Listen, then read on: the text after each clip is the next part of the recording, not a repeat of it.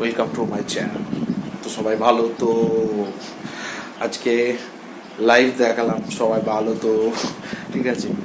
তো আজকে যে বিষয়টা নিয়ে কথা বলতে এসেছি, তো আমরা কিছুদিন আগে সব নিউজ চ্যানেল এবং নিউজ পেপারেও দেখেছি যে বর্ধমানের ছেলে ঋতুপর্ণ যেভাবে বিরাট কোহলির ভালোবাসা, বিরাট কোহলির প্রতি ভালোবাসা যেভাবে সবার সামনে তুলে ধরেছে, তো তার জন্যে তো হ্যাটস অফ টু ইউ ভাই। কোনো রকম দ্বিধাবোধ না রেখে, কোনো ভয়, কোনো সংকোচ না রেখে যেভাবে তুমি করছো, হ্যাটস অফ টু ইউ। তো এটা কোনো ভাষার, এটা কোনো বলার ভাষা রাখে না, কোনো ভাষা রাখে না। তো তারপরেও একটা কথা, যে বিরাট কোহলিকেও থ্যাঙ্কস টু বিরাট কোহলি।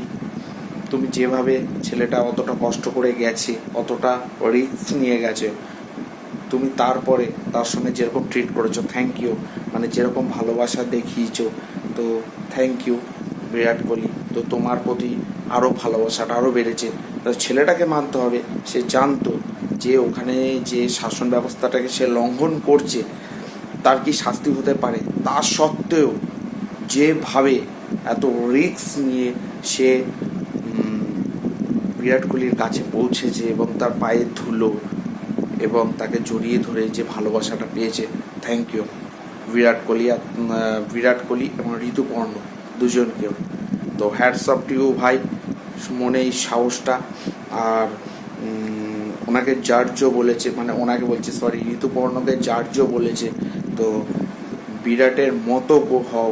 তো থ্যাংক ইউ জার্জ, মানে ছেলেটাকে বুঝতে পেরে তাকে অল্প শাস্তির মধ্যে করা। তো ঠিক আছে, চলো, থ্যাংক ইউ বাই। সবাই ভিডিওটা দেখো, ভালো লাগলে চ্যানেলটাকে সাবস্ক্রাইব করো এবং ফলো করো, শেয়ার করো। ঠিক আছে, থ্যাংক ইউ সবাইকে।